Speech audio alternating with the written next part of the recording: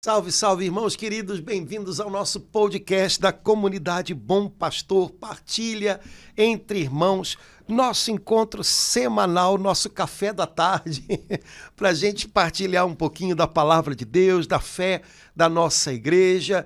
Não sei que hora você está assistindo, mas que nesse momento a paz de Deus, a graça do Senhor possa renovar as suas forças, aliviar o fardo do seu coração, você possa ser cheio da bênção do Senhor para a próxima etapa da sua jornada. E vamos nós, Laura Beatriz, minha irmã, tudo beleza? Padre Antônio, esse friozinho de julho, ainda bem que São João acende a fogueira aqui, espiritual e também, né, no nosso corpo. Padre Antônio, mês de julho, né, mês de muita gente em férias, em que a gente descansa, mas também é um mês que é bom a gente fazer uma reflexão. Opa, metade do ano já foi. Como é que eu vivi esse ano até agora?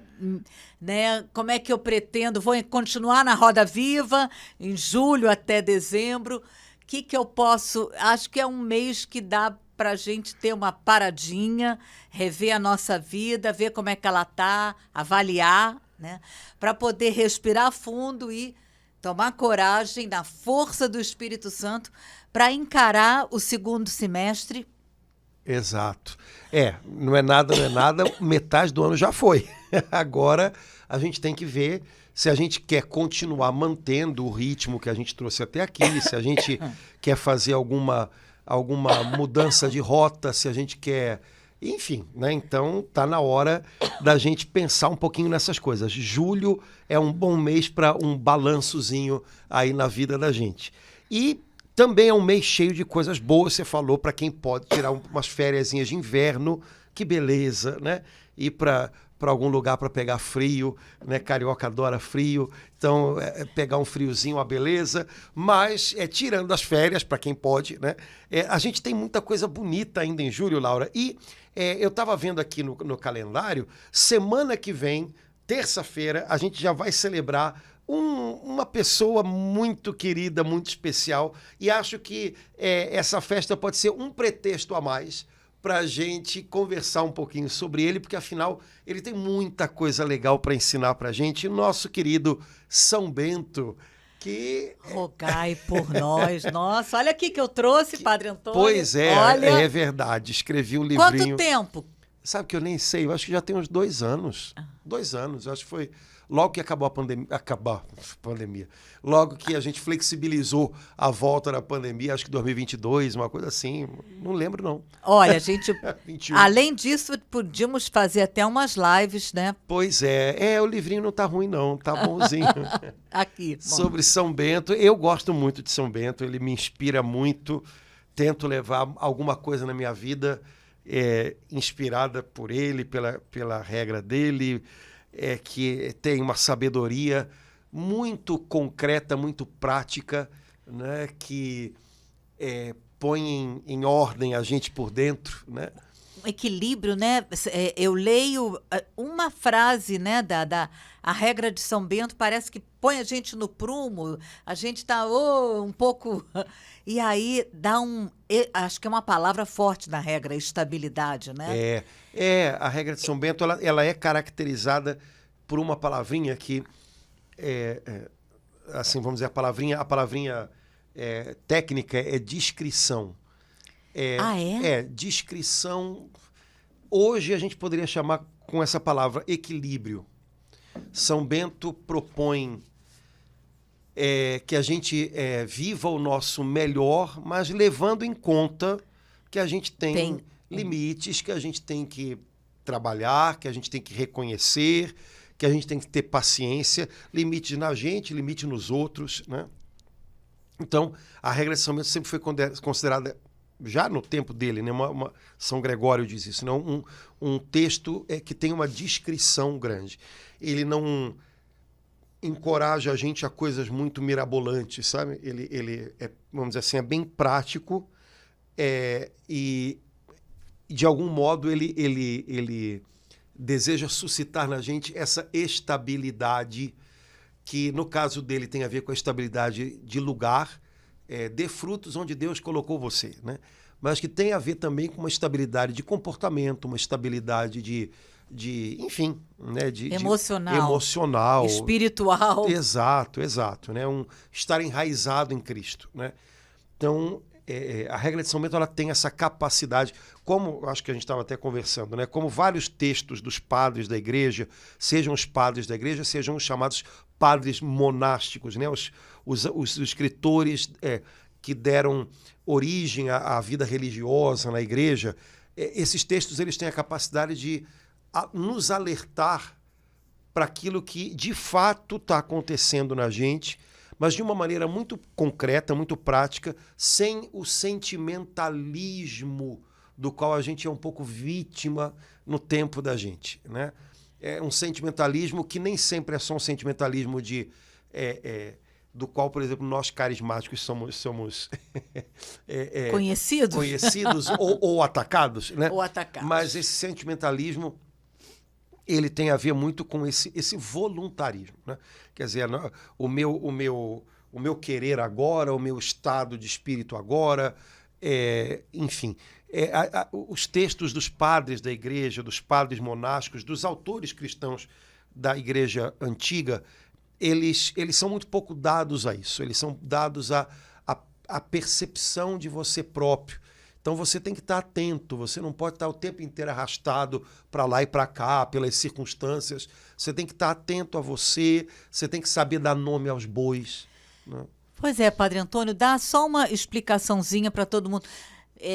Pode ser que tenham pessoas que, quando o senhor usa a expressão os padres da igreja, a pessoa não tenha, assim, compreenda inteiramente. Mas aproveitando que o senhor usou, há mais ou menos um mês atrás, no podcast, o senhor estava muito entusiasmado e falou aí de São Doroteu de Gaza. E aí, nos comentários, algumas pessoas... Olha, eu procurei! Então, o senhor despertou nos irmãos esse desejo. A pessoa disse que foi lá, nunca tinha ouvido falar... São Doroteu de Gaza... Continua entusiasmado. Só continua entusiasmado. Era um padre da igreja. Não, não é um padre. A expressão padre da igreja... Olha, padre quer dizer pai, né? Então, os padres da igreja são os escritores da igreja, seja oriental como ocidental, né? Do Oriente ou do Ocidente. A época... varia um pouco de acordo com o entendimento de quem está falando, né? Então, mais ou menos até o século VIII, se considera que até ali você tem a era dos padres da igreja. Tem gente que puxa isso até São Bernardo no Ocidente, que já é praticamente século XI, XII, né? Mas é exceção, né? Normalmente o pessoal entende ali São João Damasceno, que é um padre da igreja, um escritor eclesiástico do século VIII, no Oriente, mais ou menos até essa época, a gente chama que é a época dos padres da igreja. Então, são autores cristãos que têm reta doutrina, que têm santidade de vida e que são reconhecidos pela igreja como testemunhas autorizadas da tradição da igreja. Santo Antão conhecido é um. Não. Pois é. Então, os padres da igreja, exemplo, Santo Agostinho, São Gregório Magno, Santo Atanásio, são autores, então eles têm uma produção literária. Aquele Nazianzeno. São Gregório Nazianzeno, eles têm uma produção literária consistente, que é ortodoxa, portanto, é de reta doutrina. Eles têm santidade de vida comprovada, né? Então, os textos deles são considerados testemunhos da tradição da igreja, né, desse momento primitivo, original, que é paradigma para toda a história da igreja. Os primeiros anos, né? Os primeiros séculos, né? Os primeiros séculos. Os padres monásticos, ou seja, os pais monásticos, são que não são necessariamente escritores, aliás, normalmente nenhum deles né? São os pais da vida religiosa, da vida monástica na igreja. Então, o primeiro de todos, Santo Antão. Santo Antão não escreveu nada, né? Santo Antão tem uma vida dele escrita por um padre da igreja, que é Santo Atanásio, que foi bispo de Alexandria. Santo Atanásio escreveu a vida de Santo Antão. Santo Antão não tinha preocupação de escrever coisa nenhuma. Santo Antão era eremita no deserto, ele queria me esqueçam, né? Mas não conseguiu. Né? Ele dá origem um pouco a esse movimento de uma dedicação de vida exclusiva à busca de Deus no silêncio, na oração, no deserto. Né? Então, São Doroteu de Gaza é um padre monástico, ou seja, ele é representativo de uma experiência de vida religiosa, de vida monástica, no sul da Palestina, no século V, VI. Ele faz parte de um movimento de monges que aconteceu ali, naquela época, que tem alguns bastante importantes. São Doroteu de Gaza, ele deixou coisas escritas. Não é muita coisa, mas é o suficiente para a gente ficar empolgado. Mas a preocupação dele não era fazer textos doutrinários, como, por exemplo, Santo Atanásio ou Santo Agostinho. A preocupação dele era, nos textos que ele escreveu, dar sugestões práticas para os monges que viriam depois. A mesma coisa São Bento, por exemplo. São Bento escreve uma regra que quem conhece sabe que tem pouca coisa de original em termos de texto. Ele aproveita muito uma regra anterior. Só que o tipo de arrumação que ele faz do texto, isso é original dele. Né? Porque dá um equilíbrio que não era comum naquele tempo. Naquele tempo havia uma tendência a um rigorismo, a uma coisa meio competição, vamos ver quem faz mais penitência e tal. Né? São Bento, ele organizou o material que ele tinha na mão de um jeito que isso é original dele. Mas São Bento não tem textos e textos, muito menos textos doutrinários. A regra de São Bento é uma coisa prática para monges, capítulos e capítulos chatos falando sobre a arrumação do dia, da oração, parará, parará. Então, esses pais monásticos, esses padres monásticos, não são padres da igreja. Eles são autores de textos monásticos, mas eles não são escritores. Mas existem textos deles, né? Ou existem textos sobre eles, e eles são referências naquilo que se tornou a vida religiosa na igreja. E eles acabam sendo referência para todo mundo, porque, de alguma maneira, todo mundo pode ler aqueles textos e dizer, caramba, isso aqui tem a ver, pode me ajudar. Né? Então, São Bento escreveu a regra dele para monges. Agora, um leigo que lê a regra de São Bento com um pouquinho mais de atenção, percebe que tem coisas que ele coloca ali que podem aprumar o dia a dia da gente, né? com dicas muito legais. Né? Padre Antônio, até eu ler aquele livro O Céu Começa em Você, que é todo baseado, né, nos padres da igreja, né, e em alguns desses... Nos padres monásticos. Monásticos. O Céu Começa em Você é de um beneditino, Anselmo Grum, né, em que ele vai trabalhar os apoftegmas, que são os textinhos... são pequenos que foram, frases, né? Os apoftegmas é uma coletânea de pequenos ditos desses homens do deserto. Que livro incrível! É. Uma frase, né? E a maneira deles, né?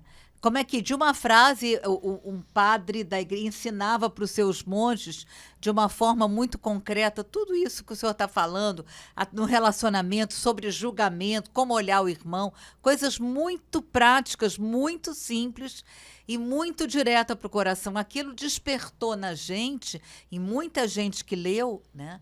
Porque são homens que viveram há 1.500, 1.400 anos atrás, e que nos dão lições salutares para a vida. Conhecem muito o coração humano.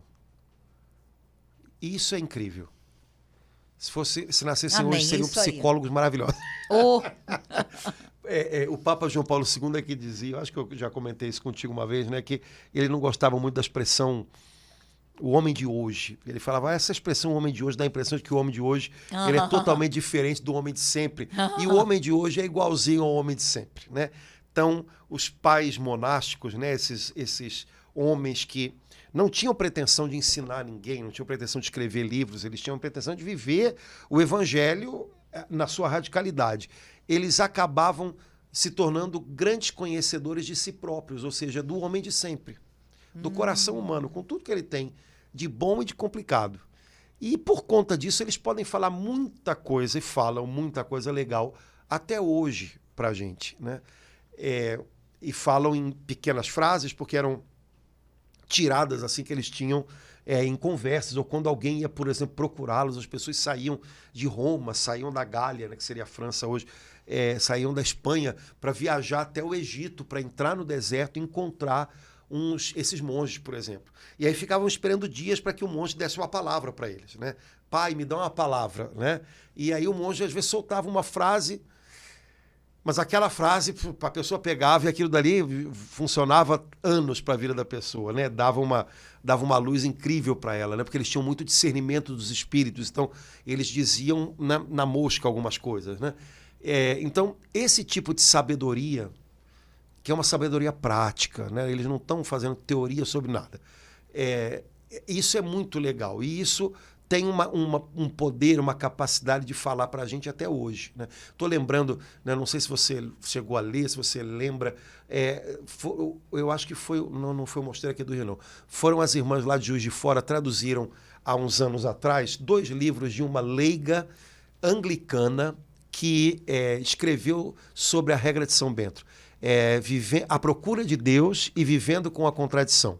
Esther Deval, né? São 2 livros que ela escreveu. Ela era esposa de um deão, né? de um cônego anglicano que vivia numa antiga abadia beneditina na Inglaterra. E ela via aquilo tudo todo dia e ficava meu Deus, quem é que morou aqui? Que é isso, né? aqui? E aí ela começou a procurar e se encantou com a regra de São Bento. Incrível, né? Uma evangélica ficou encantada. E encontrou uma comunidade anglicana que vivia a regra de São Bento, né? Algumas. Então ela se tornou oblata dessa comunidade e escreveu 2 livros, né? Que as beneditinas lá de Juiz de Fora traduziram e publicaram. Tinha aqui no Mosteiro do Rio, não sei se tem mais. Mas são 2 livros maravilhosos. O primeiro, só com esse título, Vivendo na Contradição, né? já dá para a gente ter uma ideia do que fala o livro. Os 2 livros são... Ela é mãe de família, ela é professora, se eu não me engano. São tiradas assim da regra de São Bento para a vida de gente normal. Como é o nome do segundo? A Procura de Deus. A Procura de Deus. Então, ou seja, essas pessoas, a busca delas de Deus é inspiradora para a gente até hoje. Quer dizer, né? isso é relativamente recente, né, Padre Sim, Antônio? 1980 uma e pouco. Se eu não me engano, pelo que eu lembro dela, uma professora, e ficou totalmente encantada com o que ela leu de São Bento há 1.200 anos atrás. Eu acho que essa sabedoria dos antigos, né, que viveram num contexto cultural tão diferente do nosso, mas ao mesmo tempo com muitas características próximas. O tempo de São Bento foi um tempo horroroso. Dizem que foram talvez os piores anos da história da Europa, né? A época em que ele viveu, peste, fome, a agricultura péssima, invasões bárbaras, guerra, tudo de ruim, né? Desastres naturais, tudo que você possa imaginar. Uma época em termos eclesiásticos, uma época de decadência, né? Uma época de decadência para a igreja, né? Por uma série de motivos. E aí, de repente, surge esse homem, né, que queria apenas viver o Evangelho e que descobre um modo de vida do Evangelho que para o tempo dele é bastante significativo, divide isso com algumas outras pessoas, né, e de repente aquilo se torna uma resposta de Deus para toda uma época, para reconstruir, né, a Europa. Mas o tempo em que São Bento viveu foi um tempo especialmente, historicamente, comprovadamente, um tempo especialmente ruim. Vamos dizer assim, como é que a gente poderia dizer? Um tempo... Em vários sentidos. Impróprio, como o nosso, né? Então, a gente hoje reclama muito, o nosso tempo está muito ruim, daqui a um tempo vão lembrar da nossa época como uma época de decadência. Eu também acho que vão. Mas, tudo bem, mas teve um São Bento lá naquela época e nós agora, né? E o que a gente faz? Como é que a gente reage a isso? Né? A gente vai entrar nessa onda de desânimo, nesse marasmo de apatia? Ou será que a gente vai ter atenção para Deus para perceber quais são as portas que Ele está abrindo para a gente que a gente possa viver o Evangelho hoje de uma maneira que seja uma resposta ao nosso tempo e que possa trazer inspiração para os próximos anos, né? Então, entrar em contato com pessoas que viveram em tempos distantes, mas em alguns momentos tão parecidos com os nossos, com uma mentalidade diferente da nossa, que de alguma maneira pode até contrariar a nossa mentalidade, e às vezes isso é muito bom, porque na medida em que os santos contrariam a nossa mentalidade, ou a época deles contraria a nossa, também faz a gente enxergar as coisas de um jeito diferente, né? O Chesterton, que foi um autor católico muito interessante no início do século XX, ele dizia que... ele está na moda agora, ele está bombando. Que ele dizia que a cada época é impactada pelo santo que mais a contradiz. Uau, cada época é impactada pelo santo que mais a contradiz. Porque, de alguma maneira, a tarefa dos santos é essa, né? Lembrar para a gente a revelia da nossa mentalidade, ou seja, daquilo que são os valores e desvalores de cada época, lembrar para a gente o valor inegociável do Evangelho. Uau. Então, de alguma maneira, eles nos contrariam, né? Por exemplo, nossa época foi tão remexida, né? O pessoal que lembra, porque chegou a vê-la viva ainda, nossa época foi muito questionada pela Madre Teresa de Calcutá. Anos 80, né? Parecia que estava tudo florescendo, parecia que estava tudo indo numa direção de prosperidade e todo mundo correndo atrás. De repente me aparece uma mulher que obriga a gente a olhar para a miséria, para a pobreza, né? para de alguma maneira, se perguntar o que eu estou fazendo no meio de tudo isso, né? Enfim. Então, naquele tempo, ela chacoalhou muito, né, o mundo inteiro, né? Mesmo aqueles que não se consideram cristãos e tudo. Então, por quê? Porque, de algum modo, nos anos 80, que tinha uma relativa perspectiva de prosperidade, essa mulher obrigou a gente a repensar muito isso, né? Então, os pais monásticos, os santos monges, né, São Bento entre eles, apesar de parecerem muito anacrônicos em algumas coisas, também na medida em que eles questionam a gente, eles nos ajudam. Então, acho que vale a pena cavucar.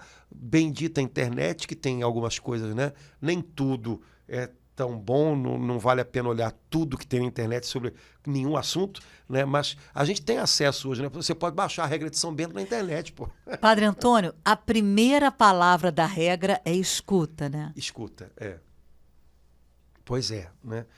Que é o mandamento primeiro de Deus ao povo de Israel, né? Escuta, ó Israel. São Bento diz, escuta e inclina o ouvido do teu coração. Inclina o ouvido do teu coração. Esse inclinar, o movimento, etimologicamente a palavra obediência também tem alguma coisa a ver com isso o chamado dele é esse, né? Começa ouvindo. Se você tem coração de aprendiz, essa regra é para você, né? Ele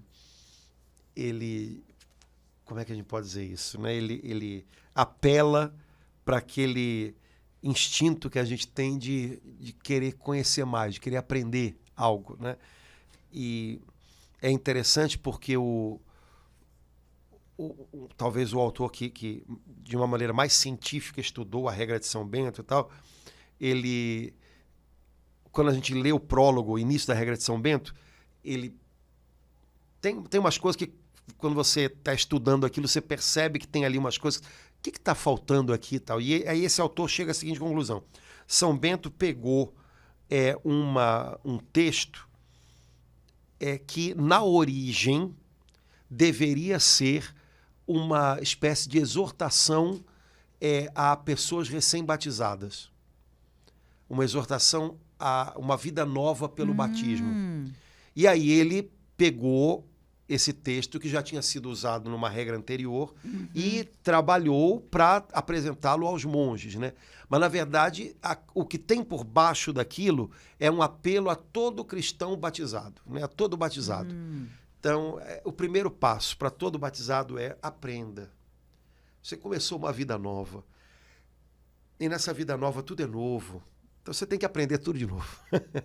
Você tem que aprender tudo de novo. Escute. Escute, mais do que querer falar, mais do que dar opiniões. Você não chegou aqui, você não veio aqui para mudar tudo. Você veio aqui, em primeiro lugar, para aprender. É uma mentalidade muito diferente da nossa, né? a nossa mentalidade hoje é que as pessoas aprendem até falando, né? A pessoa não sabe nada de um assunto, mas ela vai falar sobre aquele assunto e na medida em que ela fala, ela vai aprendendo. Tá bom. Mas no tempo de São Bento, não. Você não sabe nada, então fica quieto, ouve. Padre Antônio, aproveitando que a gente está falando de São Bento, ele está na moda, assim, de uma forma, acho que principalmente depois do Padre Marcelo Rossi, se eu não me engano, né?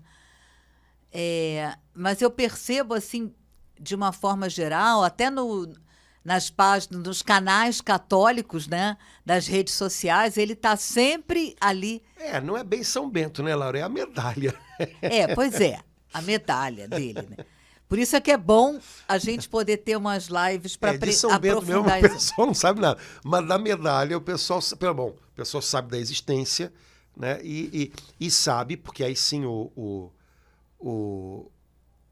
vários comunicadores, como é que a gente pode dizer, divulgaram a medalha, né, como um sacramental, né? As pessoas sabem que as letras da medalha são uma oração. E o pessoal se acostumou a fazer essa oração. Então, nesse sentido, eu concordo com você que está bem divulgado, né? A oração da medalha está bem... E essa oração curtinha, né, Padre Antônio?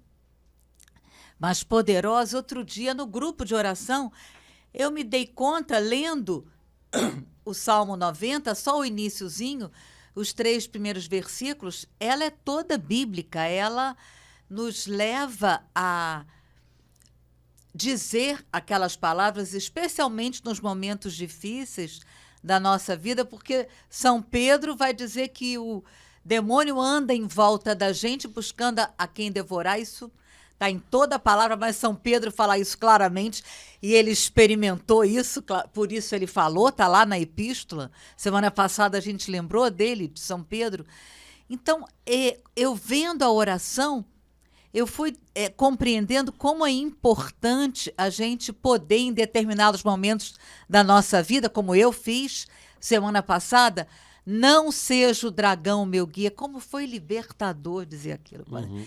Você está me oferecendo veneno, né? Eu sei que isso aí, bebe você mesmo o teu veneno. Eu não quero isso. Então eu fui entendendo, aí fui lá no Salmo 90, meu Deus, essa oração está aqui, ó. Quando ele fala lá no Salmo 90, aquele que habita no esconderijo do Altíssimo, diz ao Senhor, essa oração é uma oração de libertação poderosa e que quando a gente faz com toda a confiança, a gente experimenta grandes milagres, né, Padre Antônio? Bom, todo mundo sabe que a medalha de São Bento ela é feita com letrinhas que significam o início de uma palavra, né? E é, de fato, uma oração de libertação, um exorcismo, como a gente chama, né?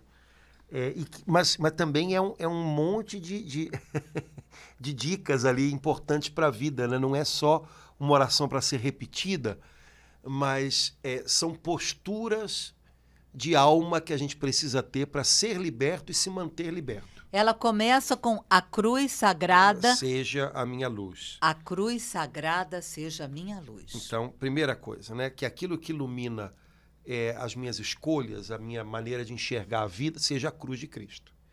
Então, eu só vou entender as coisas só vão ficar claras para mim se eu tiver a cruz diante dos meus olhos. E isso não é uma palavra mágica. Isso é uma postura de alma. Sem olhar para a cruz, eu vou enxergar tudo torto, eu vou enxergar tudo turvo, né? Então, o óculos que me faz enxergar as coisas com clareza é a cruz. É a cruz de Jesus. Né? Tá. Então, olha, eu sei que ele passou pela cruz, eu sei que ele é vencedor, eu sei que a cruz é caminho, eu sei que Deus, por meio da cruz, pode trazer vida nova. Pronto, eu tô usando o óculos certo, tá? Para enxergar a minha vida, o que está acontecendo comigo, né? Então, sem olhar para a cruz, o meu olhar para a realidade não vai estar claro, ele vai estar turvo, ele vai estar no sombreado. E como o pessoal diz, à noite todos os gatos são pardos, né? Então, nada fica muito claro, né? Então, a cruz sagrada seja a minha luz, não seja o dragão o meu guia. Então, isso é outra postura de alma. Guia significa alguém que eu estou seguindo. Hoje, na minha vida, eu estou seguindo a voz de quem? Né? Eu estou seguindo a voz do bom pastor ou eu estou seguindo a voz de um dragão? Né? Você imagina como é que é a voz de um dragão, né? É uma voz impositiva, é uma voz grosseira, é uma voz gritada. Eu estou indo atrás disso, eu tô correndo atrás, eu estou sendo guiado por impulsos, por gritos, porque a voz do bom pastor é suave, é serena, né? Então é uma outra postura. Não adianta ficar falando essas coisas, né, como se fosse um encantamento, né? Então essas coisas têm que ser palavras de ordem, né? Para mim mesmo, uma chamada de atenção para mim mesmo. Padre né? Antônio, o dragão, ele é apresentado no livro de Apocalipse como esse dragão que vem para assolar a terra e a vida de cada batizado, é isso? Exato, então eu estou lidando com isso, só que no livro do Apocalipse existe uma luta com o dragão. Aqui a gente está dizendo que ele não seja o meu guia. Quer dizer, o meu problema não é lutar com o dragão, o meu problema é quando ele vira o meu guia. Misericórdia. Lutar com o dragão, meu filho, tu lamento, mas se tu não entendeu até agora que tu tem que lutar com ele, tu não entendeu nada, né? Agora, o problema não é lutar com ele, o problema não é que ele me faça frente, o problema é quando ele me conduz. Né? O problema é quando, como diz o livro do Apocalipse, o rabo dele está me arrastando, né? Para o orgulho, para as intrigas, né? Para a discórdia, né? Enfim, para o que for, né? Para a ganância. Então, não seja o dragão meu guia, significa isso. Né? Não quer dizer que ele vai parar de brigar comigo. Ele tem que brigar comigo, é o trabalho dele. E eu tenho que brigar com ele, porque esse é o meu trabalho. O problema não é a briga, o problema é quando ele me guia. Então, não seja o dragão o meu guia. Né? Eu não quero nada contigo, Satanás. Né? Você não vai me conduzir nessa luta que eu estou travando, nessa situação que eu estou vivendo, não é você que vai me guiar. E logo depois é vão que tu me ofereces, né? Padre Antônio... Retira-te, Satanás. Primeiro tem a né? oração. Retira-te, Satanás. Como a gente faz no batismo, né? Exato. Nunca me aconselhes coisas vãs, né? Retira-te, Satanás. Então, a ordenança... Ou seja, dessa situação aqui, vai embora. Eu não quero que você dê palpite sobre essa situação. Eu não quero aceitar os teus conselhos vãos. Que ele faz. Né? E ele aconselha. Né? Ele não impõe, ele aconselha. Então é preciso muito discernimento, é preciso muita clareza, né, de vigilância, né, para não aceitar os conselhos, né, do dragão. Padre Antônio, me lembra aí como é que Jesus retoma aquele pedacinho do Salmo 90? Está no Evangelho, né? Jesus fala que a gente vai pisar sobre serpente. Não é exatamente como está no Salmo 90, mas ele fala isso, não fala? Se beberes veneno mortal não te fará mal, né? Pisarás sobre escorpiões, serpentes. O próprio Jesus nos encoraja e nos alerta sobre isso. A última vez que eu disse isso, lembrei disso, é vão que tu me ofereces, eu percebi, Padre Antônio, que numa situação bastante séria, grave, que eu estava enfrentando, eu percebi que eu estava sendo guiada pela autopiedade, achando que eu era assim, sem compreender até aquele momento, né, que eu estava entrando numa. Então eu disse aquilo com tanta coragem, Padre Antônio, porque nessa hora é um pouco difícil você perceber, você está sofrendo uma determinada injustiça, tudo te leva. Mas eu disse aquilo com tanta coragem, Padre Antônio, é vão o que você me oferece. Não quero essa capa da vítima, não. Bebe tu mesmo o veneno da autopiedade. Foi libertador, Padre Antônio. Pois é. Quer dizer, o diabo sempre aconselha coisas vãs, ou seja, coisas que no fundo não são a resposta, não são a solução, né? Mas que são atraentes, porque falam ao nosso orgulho. Né? Tudo que o maligno consegue em nós, ou consegue de nós, é porque o que ele falou, o que ele aconselhou, falou ao nosso orgulho e nós acolhemos. Né? Sempre, sempre. Né? Então, no fundo, voltando aqui, né? É com isso que a gente está lidando. Então, não é com a sogra, não é com a tia, não é com o chefe, é com isso que a gente está lidando. né? Essas coisas todas acontecem, fazem parte da vida, desentendimentos, pessoas que resolvem pegar no pé da gente, sei lá mais o quê. Mas o que importa é o modo como eu estou passando por tudo isso. E aí, de repente, o dragão quer ser o meu guia nessa situação. E aí ele começa a me aconselhar um monte de coisas vãs. Ah, de fato, você não merecia isso, tá vendo? Procura alguma situação ou alguém que te compense essa tristeza que você está passando, porque você está sofrendo uma injustiça. Então procura, vai lá, mete a cara na comida, sei lá o que, né? É vão o que ele me oferece. Porque meter a cara na comida não vai resolver nada, vai complicar a minha saúde, mas me parece uma coisa boa, porque é uma compensação, porque eu já estou sofrendo tanto, pelo menos comer alguma coisa assim, gostosa, né, no final do dia, né, mesmo sabendo que eu não posso. Só para dar um exemplo bobo, né? Mas é uma coisa vã, então ele te aconselha aquilo, perde a tua temperança, né? Se dê esse prêmio, né? Mas é vão, isso não dá solução nenhuma, isso te prejudica mais, né? Mas é o que ele tem para te oferecer naquele momento. Então ele está falando ao teu orgulho ferido. Que coisa, agora o senhor repetindo a palavra, nunca me aconselhos. Jesus é o conselheiro admirável, né? E o demônio tem inveja e ele também quer nos aconselhar. Ele macaqueia tudo que é de Deus. Só que é uma macaqueação muito fajuta.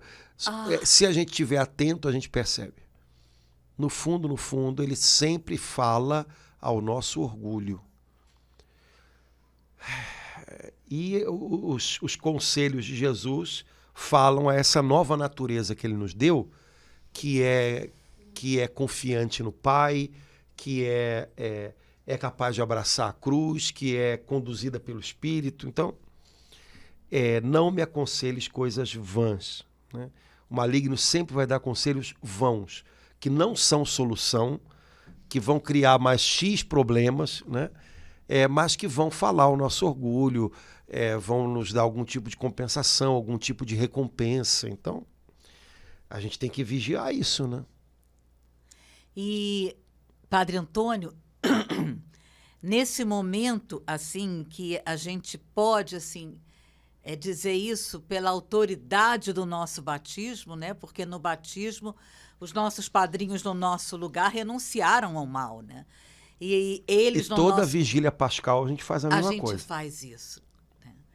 Então, esse momento a gente pode fazer a cada instante, não apenas numa hora especial. A gente não precisa esperar encontrar, o padre fulano tem o dom. A gente pode, na nossa casa, no momento que a gente estiver enfrentando isso. A igreja até recomenda. Aquele rito da renovação das promessas do batismo, que é feito na vigília pascal, que é feito na celebração da crisma, na celebração da primeira comunhão. Esse rito, né, sugestão, né? Porque já que o pessoal também sugere tanta oração para o pessoal, umas orações até meio esquisitas, pega o rito né? Deve ter na internet, tudo tem na internet, né? Rito de renovação das promessas do batismo. Pega ele, imprime, coloca dentro da Bíblia, e aí de vez em quando repete. Rito da renovação das promessas do né? batismo na internet. Onde há as renúncias e onde há a profissão de fé. Então, é uma forma de você renovar o seu compromisso batismal, a sua aliança com Deus em Cristo, o seu repúdio ao mal que te é oferecido e às coisas vãs que o maligno aconselha. É uma maneira de você reafirmar a fé que a gente recebe da igreja e que vem de Deus e que é o que vai nos levar de volta para Deus. Então, me parece que é uma boa, já que as pessoas às vezes toda hora perguntam, padre, que oração vai... que novena, tem que inventar um santo. Para com essas coisas, né? Pega rito da renovação das promessas do batismo, vigília pascal, imprime aquilo, plastifica e coloca dentro da Bíblia. E quantas vezes você quiser, faz isso. Você está fazendo as renúncias ao maligno, você está renovando o seu desejo de viver uma vida com Deus a sério, você está repudiando o que o mal tenta empurrar, né, pela sua vida dentro, você está renovando a profissão de fé que você recebeu da igreja, o maior dom que a gente tem é a nossa fé. Então, quer coisa melhor do que isso? Não tem. Então não faz tem, isso que funciona. Porque isso pode até de uma forma um pouco disfarçada, levar a gente a esquecer que naquele dia o Espírito Santo passou a morar aqui no meu coração, né? Na minha vida, o Espírito Santo não tem nada que vai arrancar. Então, a gente esquece quando a gente passa a ficar colocando isso em pessoas e esquecendo que a gente pode usar essa oração do batismo renovando e reafirmando. Exato, acho que como o pessoal chama hoje, oração de libertação, né? Agora, tem coisas, né, na medalha de São Bento, a frase que eu acho mais legal é bebe tu mesmo do teu veneno, né? É interessante porque isso para mim também é uma postura de alma, não é só um eu não estou falando para o diabo, bebe tu mesmo teu veneno, e ele vai falar para ele, tá bom, vou tomar, né? Não, você é que tem que fazer isso para acontecer, né? E há uns anos atrás eu entendi o seguinte, bom, o diabo é mau, mas não é burro. Então ele não vai beber do próprio veneno pela mão dele. Eu tenho que pegar e enfiar pela goela dele abaixo. Então como é que se faz isso, né? Bom, se faz isso, por exemplo, numa determinada situação em que algo acontece e o maligno fica rondando e aconselhando que eu pragueje, que eu amaldiçoe, que eu, né? E naquela situação, por exemplo, eu consigo bem dizer a Deus, eu estou fazendo ele beber do próprio veneno. Porque uma situação em que ele pensava, bom, eu estou rondando, na hora certa eu vou dar o bote. Então, numa situação ruim, em que ele estava me rondando, e de repente ele me aconselha, tá vendo? Você querendo fazer uma de bonzinho e tal, e olha só o que você leva e tal. Joga pra lá, pragueja, amaldiçoa essa pessoa, essa situação. Eu digo, não, olha, no meio dessa situação eu bendigo a Deus, porque eu sei que o Senhor está agindo, eu sei que o Senhor não desistiu dessa pessoa. Quando eu faço isso, eu estou fazendo ele beber do próprio veneno. Eu não estou só dizendo, eu estou fazendo ele beber do próprio veneno. Né? Porque num momento em que ele imaginava que o que ele ia encontrar em mim era revolta, era rebeldia com Deus, se eu permito que o Espírito Santo me leve naquele momento a uma maior entrega, a um louvor a Deus, pronto, o inimigo fica desbaratado. Por isso que aquele salmo fala que o perfeito louvor cala o inimigo. Pronto. Ele não entende essa língua, então ele fica desbaratado. Né? Ele não entende a língua do louvor, a língua da confiança. Então, nessa hora, você está fazendo ele beber do próprio veneno. Mas isso não é um encantamento, isso é uma postura de alma. Né? Portanto, eu posso fazer a oração e ela vai me lembrar dessas coisas todas, mas aí eu vou desdobrando cada pedaço da oração para, não vou ser conduzido pelo dragão nessa história, não. Não. Esse conselho que ele está me dando aqui é vão. Isso não vai ser solução nenhuma. Não. Agora quem vai fazer ele beber do próprio veneno sou eu. Eu vou louvar a Deus quando ele estava esperando que eu amaldiçoasse. Lembra da história de Jó? É um pouco isso. Né? Então, Satanás estava esperando que Jó amaldiçoasse a Deus. E Jó diz, o Senhor deu, o Senhor tirou, bendito seja o nome do Senhor. Pronto, fez o diabo beber do próprio veneno. Nessa hora. Né? Porque ele imaginava, agora eu vou conseguir tirar dessa pessoa, extrair dessa pessoa incredulidade, revolta, rebeldia. E a pessoa foi lá e reafirmou a sua confiança em Deus, a sua entrega a Deus. Pronto. Padre Antônio, na cruz, Jesus fez o diabo beber todo o veneno. Até o último gole. Todo o veneno que ele quis jogar nele e na gente. Na humanidade toda, né? Jesus extraiu o veneno que estava circulando na terra, né? E Jesus, né, jogou aquilo em cima de Satanás. Né? Porque era o veneno que havia no nosso pecado, era um veneno de morte. Né? E Jesus arrancou aquilo, né? Ele tomou sobre ele o nosso pecado, né? Desceu até a nossa morte, tirou o veneno de tudo isso. Né? E agora aqueles que creem em Jesus, que confiam em Jesus, que vivem uma vida nova a partir de Jesus, em Jesus, estão desinfectados desse veneno. A gente não pode permitir que a vida vá jogando isso tudo para dentro da gente de novo, né? Que é o que acontece quando a gente peca, né? E aí a gente tem que estar de novo expelindo isso, né? Quando você se confessa, você está fazendo isso. Porque os teus pecados, na hora da confissão, você os usa para declarar a misericórdia de Deus. Eu confio na misericórdia de Deus. Então você está fazendo o diabo beber do veneno dele.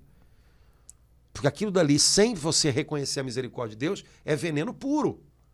Mas quando você reconhece e coloca na luz diante do sacerdote, pronto. A gente está levando na confissão o diabo beber do próprio veneno. Exatamente.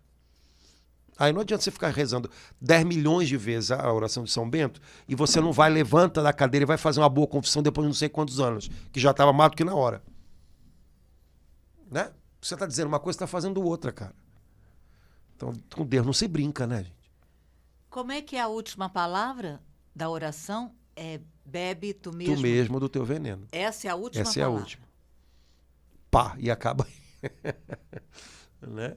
Então, fica com o que é teu. Né? Eu não quero nada do que é teu. Né? Mas é uma grande oração, sem dúvida nenhuma. Né? Na verdade, não é uma oração, é uma ordem. Né? Mas isso tem que ter a ver com a vida da gente. Né? Isso tem que ter a ver com a vida da gente. Isso que a medalha diz tem que estar gravado aqui dentro. Né? Senão, eu fico repetindo palavras achando que... Que é um... Exato, é a mesma coisa. Eu tô com fome. Então, tô com fome, o que você vai fazer? Eu vou ficar falando pão, pão, pão, pão. Isso não vai matar minha fome, cara. Falar pão, pão, pão, arroz e feijão não vai matar minha fome. Tem que ir lá e comer. Né? Repetir palavras que não transformam a minha vida também não é por aí que funciona. Isso não vai resolver o meu problema. Né? Então, essa oração tem que se tornar uma verdade na minha vida. E essa oração, ela é toda, se a gente for parar em cada um, valeria a pena pesquisar em cada frase, ela é toda bíblica, né, Padre? Toda. Eu estou aqui, me lembrei da armadura do cristão, em que ele nos ensina, Jesus através, né, o Espírito Santo através de São Paulo, a nos revestirmos dela, porque a oração é para a gente se revestir da armadura de Deus e resistir às ciladas do demônio, que ele está sempre, resistir. Então, eu vejo aqui, eu vejo a oração de São Bento aqui na armadura do cristão, em cada um daqueles passos, especialmente na última, que é a de ataque, né? Tomar a espada do Espírito, que é a palavra de Deus. Exato. Então, essas coisas são, vamos dizer assim, palavras de ordem para manter a nossa alma em prontidão. Então, se são palavras de ordem para, né, ajeitar um exército que tem que estar pronto, é isso que essas palavras, tanto a armadura do cristão quanto a oração da medalha de São Bento, tem que fazer na gente. Né? Nos despertar. Opa, como é que eu estou no combate? Né? Eu tô ainda atento? Eu estou com as armas na mão? Ou eu estou, né, entorpecido no meio de um combate? Mas se eu fico entorpecido no meio de um combate, alguma coisa me acerta. Né? Então, essas palavras são palavras de despertar, que são necessárias para o nosso tempo. E Deus sabe por quê que ele suscitou a tanta gente lembrar dessa medalha de São Bento, que é uma coisa tão antiga, mas que até algum tempo atrás a maioria das pessoas, né, não sabia. Então, nesse tempo, Deus sabe por quê que trouxe isso à tona de novo. É porque a gente precisa desse despertar. Né? Padre Antônio, eu sei que a gente já, há uns 2 meses atrás, a gente foi tão bom, as pessoas até hoje comentam, acho que uns 3 podcasts sobre o Salmo 90, mas eu queria, nesse momento, só partilhar com o senhor o versículo 3 do Salmo 90, que na tradução da Liturgia das Horas, que a Igreja santamente, né, sabiamente coloca na nossa mão no domingo à noite, para a gente preparar a semana toda, né? É ele que te livrará do laço do caçador, de novo, né? O caçador, a gente sabe quem é, e da peste perniciosa, mas na Liturgia das Horas fala, é ele que te livrará da palavra que destrói. Essa palavra que destrói, que o demônio quer incutir em nós, e é com a palavra de Deus que a gente vai anular essa palavra que destrói, né, Padre Antônio? Todas as vezes que a gente ouve o evangelho na missa, após a proclamação do evangelho, o padre ou o diácono terminam dizendo palavra da salvação. A palavra que vem de Deus salva, sabe? Tira do naufrágio, né? A palavra que destrói, a palavra que vem do maligno, é a palavra que põe tudo a perder, é a palavra que confunde, né? Então isso serve para ajudar a gente a discernir as coisas que o nosso próprio interior às vezes ouve e que ninguém diz, mas que estão vindo aqui, né? As coisas que as pessoas falam. Então, aquilo que vem de Deus é palavra que salva, é palavra que levanta, é palavra que refaz. Aquilo que vem do inimigo é palavra que destrói, é palavra que confunde. Eu preciso ter clareza disso para descobrir também com que palavra eu quero ficar e que palavras eu tenho que afastar de dentro de mim, né? A gente sabe que há palavras que têm o poder de destruir, como há palavras que têm o poder de ressuscitar, reanimar, né? O que vem de Deus reanima, ressuscita. O que vem de Deus salva. Agora, o que está em jogo sempre é a eternidade, né? Então, às vezes, nos salva nos alertando. Sai dessa, cara, né? Mas eu preciso ser capaz de, no meu coração, dar ouvidos à palavra que salva e me blindar da palavra que destrói. E isso para mim tem que ficar claro. Eu tenho que saber que o tempo inteiro eu estou lidando com isso, né? Nem sempre a palavra que destrói vai vir de uma pessoa que me destrói. Às vezes é de uma pessoa que me ajuda, mas aí num determinado momento vem aquela palavra que destrói. Calma, você não precisa nem dizer nada, mas já sabe isso aqui, não. Isso aqui não é palavra de salvação, né? Então, ficar vigilante com isso, né? Há um combate acontecendo dentro da gente. Esse é o nosso combate, né? E nesse combate, a gente tem a ajuda do Espírito Santo, a gente é conduzido pelo Espírito Santo, mas há um dragão lutando contra nós, né? Não ter medo dele, ele está fazendo a parte dele, mas a gente tem que fazer a nossa, que é lutar contra ele. E o que na medalha de São Bento a gente aprende, e eu acho que isso é fundamental, não seja o dragão o meu guia. Que o dragão me confronte, não há novidade. O perigo é quando eu me deixo guiar por ele. E acolho uma palavra que destrói como se fosse uma palavra de salvação. Sabe? Uma palavra que destrói um casamento como se fosse uma palavra de salvação, né? Larga isso para lá. Né? Isso aí, não sei porque que você ainda insiste nisso. É uma palavra que destrói uma família, um casamento, que de repente no momento em que eu estou com meu orgulho ferido, eu posso acolher como se fosse uma palavra de salvação. E é um engano, né? Então, vigilância, irmãos, vigilância. Laura, a gente já falou pra caramba, já foi quase uma hora. Nossa, Padre Antônio, mas tá bom demais. Foi um alerta, Vamos um parar, discernimento. É muita coisa, senão... A gente já falou dos padres monásticos, da regra de São Bento, da medalha, do veneno. Já... Uau!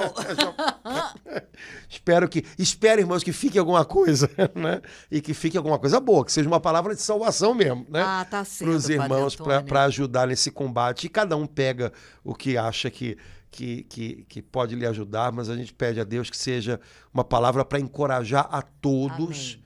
Nesse combate no qual todo cristão está envolvido. Mas a boa notícia é que já chegaram notícias do campo de batalha dizendo que o combate está ganho e o vencedor é Jesus. Oh, glória! Agora, essa vitória tem que ir chegando, entrando aqui e se instalando aqui dentro. Esse é que é o segredo do negócio. Amém. E ele veio para destruir as obras do demônio.